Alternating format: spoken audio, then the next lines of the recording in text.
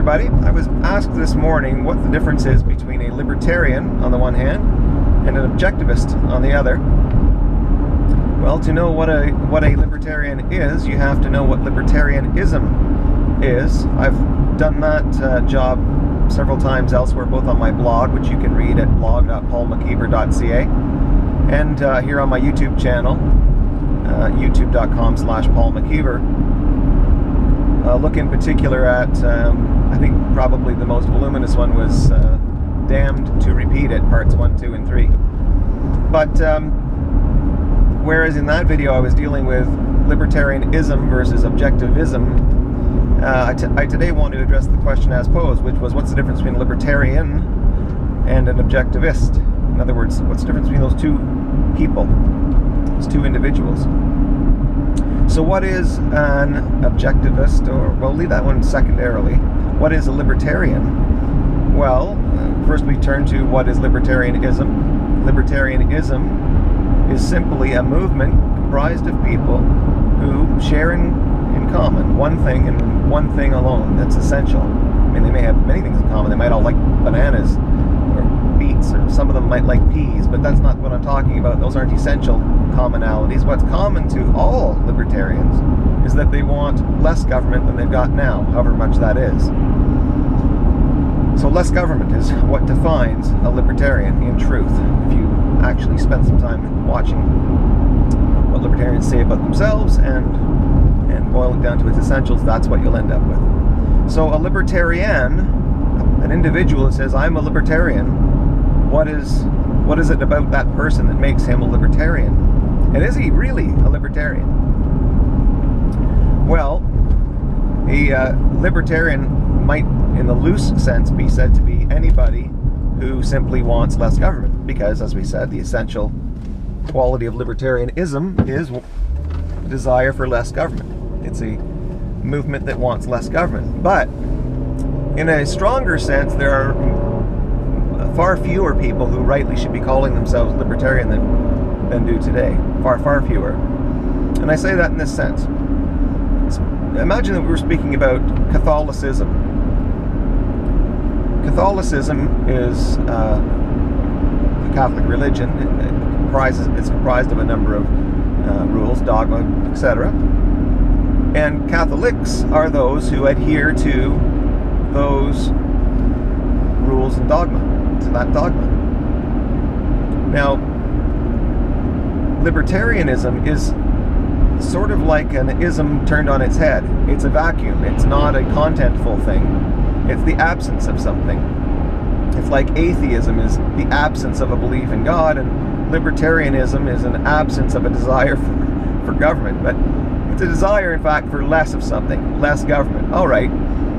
Because it's a movement, libertarianism, and because the only common thread holding all of its members together is a desire for less government, it by design, the movement by design, accepts all comers, regardless of their ethical codes, whether those codes come from a religion or not, regardless of their epistemologies, whether we're talking rational thought or faith or whim or feelings or what have you, ways of knowing. That's what we mean by epistemology.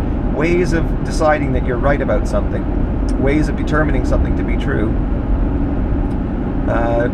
Libertarianism doesn't care how it is that you go about deciding things to be true or false. And at the metaphysical level, the question is, in philosophy, what is?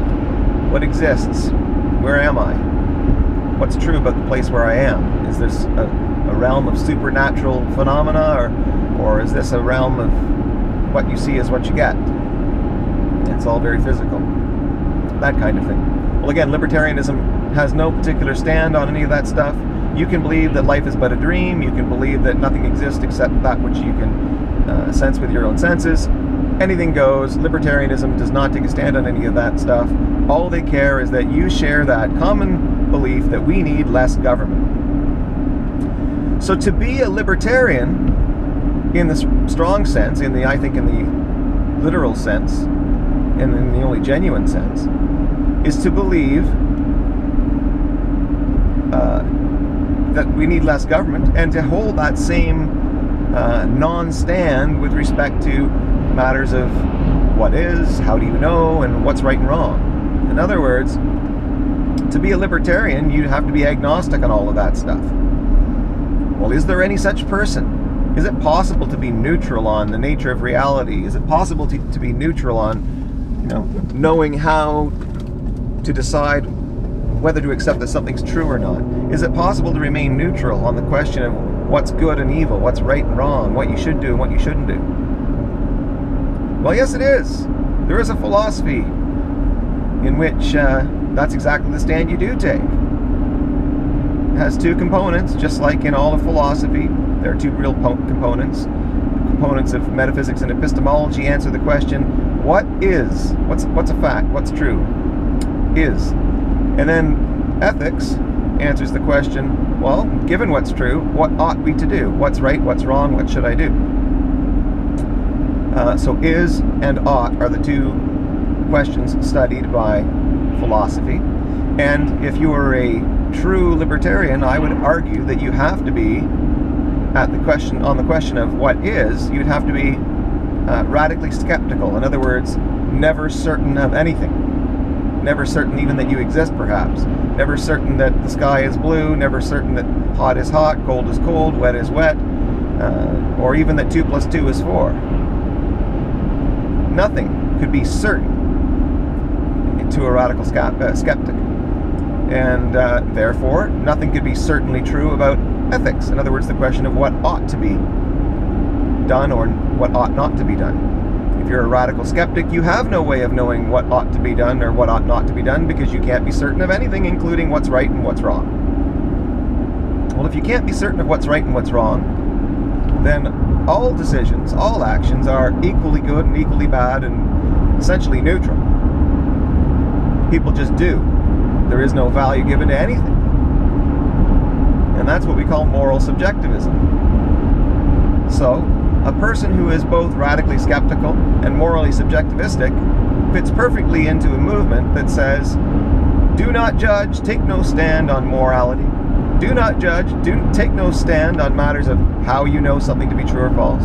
Do not judge, take no stand on the nature of reality. In other words, know nothing and do as you will, and don't even judge yourself to be doing what's right or wrong, and you're pretty much going to be the most comfortable libertarian there is. In fact, you will be a libertarian politically, because, or at least you'll be compatible with a libertarian, because all that's required of you as a libertarian is to want less government, and hey, who's to say that's right or wrong? Who's even to say what less government is or what government is? Who can really say? So, to the person who's a radical skeptic and to the person who's also a moral subjectivist, libertarianism provides a natural home because it's absolutely contentless. And so if you say you are a libertarian, you are saying that you are someone who approves of the libertarian movement's strategy for achieving its end, which is to reduce the size of government. You are saying that one, in order to make sure that the ends of libertarianism are satisfied, in order to get less government, one should not divide one's interest group, one's libertarian group, into people who believe that this is right and that is wrong, versus others who disagree with that stand on morality. One shouldn't divide that group. One shouldn't take a stand. One should accept everyone, no matter what their code of right or wrong, no matter what their values. And one should accept everyone, no matter how they come to their conclusions. One should accept everyone, no matter what they believe about the nature of reality. Now, to some extent, I'll say in one sense, that's not an inappropriate stand for a political party to take. All right? A political party is simply a number of people who get together to vote as a bloc to get people in to achieve some end. And all political parties, have very limited interest in what their members think about the nature of reality, the way in which they come to conclusions of what's true and false, or even their code of morality. But politics itself, government in particular, is really, to be understood properly, should be thought of as an individual or an entity which makes decisions about the use of force in society, according to laws. And so any set of laws, any set of decisions being made by any entity are being made compatibly with some philosophy or another. And so a political party cannot, if it's deciding that it's going to take the libertarian stand, if it's a libertarian party, in the true sense of the word, it takes no position on, what government should view to be the nature of reality. It takes no position on what government should view to be the proper way in which to make decisions. It takes no stand on what government should view to be right or to be wrong. It can't. It's libertarian. All it requires of government is that it eliminates some of itself, any part of itself. It doesn't really matter. Why? Because it has no underlying philosophy. It has no way of specifying what all of its members think is the right parts of government to eliminate. Because in fact, many libertarians are outright anarchists and they want the whole thing gone. So they wouldn't really particularly care whether you got rid of taxation first, or the police first, or the military first, or any of it. As long as it was gone, they'd be happy. And there is no true sense in which any libertarian can say, well, wait a minute, anarchists aren't part of the libertarian. Yes, they are. And philosophically, they're undeniably a part of that movement, and they must be. If you are a libertarian, essentially your only philosophy is to eliminate government. That's it, that's all. And how government makes decisions is irrelevant. So let's now turn to objectivists. A person who calls himself an objectivist. Well, a person who calls himself an objectivist has a very specific way, a very specific answer to each of those various philosophical questions. To the question of what exists, or what is true of the nature of reality, the objectivist says existence exists, which is to say it's not a dream, it's not a fraud, it really does exist. And that you know it to exist only because, and only by way of using your senses. That's the only way you can know anything to be a fact or to be true. And because you can't, for example, prove a supernatural, invisible God to exist, you can only have faith in such an entity. An objectivist doesn't accept as true the existence of such an entity.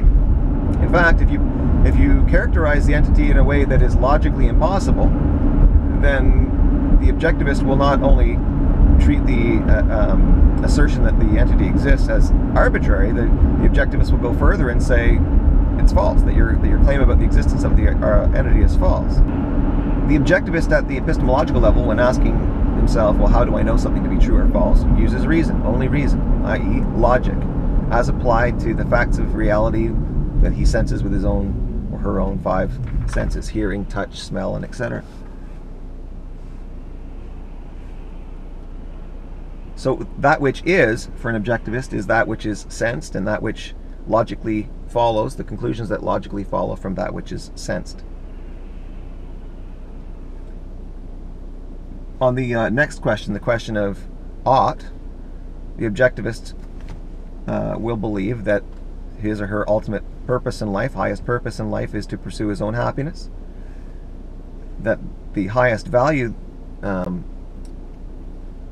for a human being is his own life, and that the only way in which to pursue the values necessary to achieve happiness and to sustain or ensure that his life continues for a normal human lifespan is to apply the facts of apply a rational analysis to the facts of reality, to act and think according to one's own rational estimation of things, or analysis of things.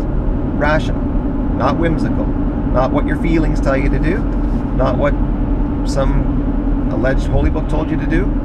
The only way in which to guide your life is by applying reason and logic to the facts of reality that are determined by your five senses, by looking out there and testing for yourself what is true and what is false. On the political level, which is, I guess, an extension of morality, although not really. I'll get into that in a separate video. Politics is really the part of philosophy that deals with the kind of rules and government we need for a human being. In other words, what is compatible with being a human being? What kind of government, what form of governance is compatible with being a human being? And the answer to that, from the objectivist perspective, is a government that ensures, or that operates to ensure, that nobody takes your life, your liberty, or your property without your consent. In other words, one in which capitalism would be quite comfortable and socialism would not. Capitalism, by objectivist definitions, would be defined as the separation of economics and state, which is not to say the separation of business and state. You know, the government would still be there to enforce contracts and that kind of thing. It's to say that economic decisions like, well, you know, if we just put more money into this, we'd have more efficient delivery of that, ought never to be a decision made by government for the purpose of intervening in the economy and trying to boost one thing or reduce something else. The government isn't in the business of manipulating the economy. That's not a governmental function as far as objectivists are concerned. So, okay, what about you know, less government? Is an objectivist in favor of less government? Well, you have to specify what a government is and what a government should do, and maybe you have not enough government depending on what it is. For example, if you have let's say what you want to have is an ideal objectivist government, and there are crimes being committed, but you have no police, well, in that sense, you need more police. You need more government in that regard. You need people to go out there and enforce laws, arrest people, round up the guy who got away. But there might be a less than ideal system, a system in which the people who purport to be the government are doing actual criminal things, taking money and giving it to your neighbor just for the heck of it, redistribution of wealth, for example. And that is a function that an objectivist would oppose and want eliminated. So in that sense, less government. But to just say, well, overall we want less government and we don't particularly have any specific way in which we want it reduced, that's the libertarian stance, and it has to be because they have no particular stand on anything in terms of philosophy. Whereas the objectivist wants life, liberty, and property defended by government according to objective laws, so that justice prevails and nobody is murdered, raped, imprisoned, or otherwise expropriated wrongfully. So, an objectivist is a person who wants a free society, and that, by the objectivist estimation, requires, or by the objectivist philosophy, requires there to be a government that applies and enforces and creates objective laws. And the libertarian just wants less government. So if you're an objectivist, you aren't necessarily someone who agrees with the flat-out statement, I want less government, yes or no. The objectivist would say, I can't say that that's necessarily true. It would depend on how big the right services were and how big the wrong services were. And you would want the elimination of some functions and the preservation or increase of other functions if you were an objectivist. You could not agree with a blanket statement, less government.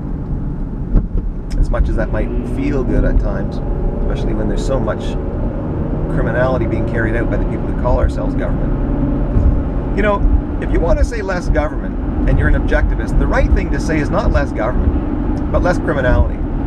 It's when the people who actually, you know, do enforce the laws, the right laws, you know, laws against murder, laws against rape, and laws against theft, etc. When those people also do some crime, they don't do so as government. In my view, they are people who have stepped out of their role as governing people, as government, and they have stepped into the role of criminal.